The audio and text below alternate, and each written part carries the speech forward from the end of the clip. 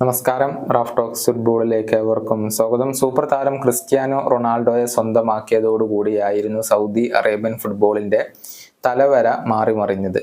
നമുക്കറിയാം, പിന്നീട് ഒരുപാട് സൂപ്പർ താരങ്ങൾ സൗദി അറേബ്യൻ ഫുട്ബോളിനെ തിരഞ്ഞെടുത്തു.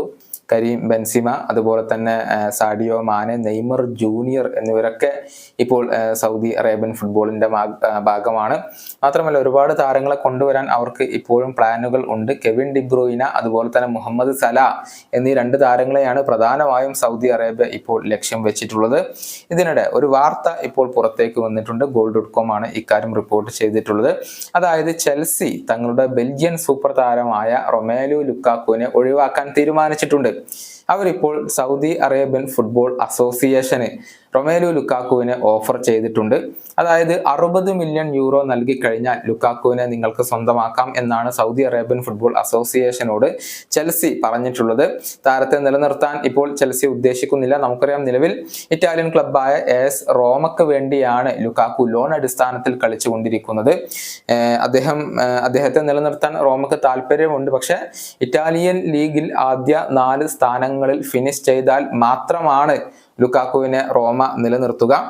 മാത്രമല്ല, താരത്തിന് വേണ്ടി സൗദിയോട് 60 മില്യൺ യൂറോ ആവശ്യപ്പെട്ടെങ്കിലും ഏറ്റവും ചുരുങ്ങിയത് 43 മില്യൺ യൂറോ എങ്കിലും ലഭിക്കണം എന്നുള്ള ഒരു നിലപാടിലാണ് ഇപ്പോൾ ചെൽസി ഉള്ളത്. 43 മില്യൺ യൂറോ നൽകാൻ റോമ തയ്യാറാണ്. പക്ഷെ അവർക്ക് അടുത്ത സീസണിലേക്ക് യുവേഫ ചാമ്പ്യൻസ് ലീഗ് യോഗ്യത ലഭിച്ചാൽ മാത്രമാണ് അവർ ലുക്കാക്കുവിനെ നിലനിർത്തുക എന്നുള്ള കാര്യം കൂടി ഇവിടെ അറിയേണ്ടതുണ്ട്.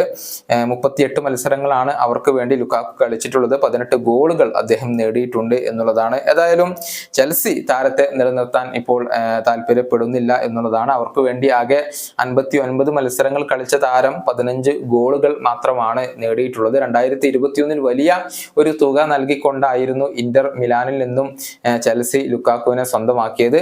ഏതായാലും ചെൽസിയുടെ ഈ ഒരു ഓഫർ സൗദി അറേബ്യ സ്വീകരിക്കുമോ അതല്ലെങ്കിൽ നിരസിക്കുമോ എന്നുള്ളതൊക്കെ കാത്തിരുന്നു കാണേണ്ട കാര്യമാണ്. ഈ വീഡിയോയുടെ അവസാനിപ്പിക്കുന്നു. കാണാം.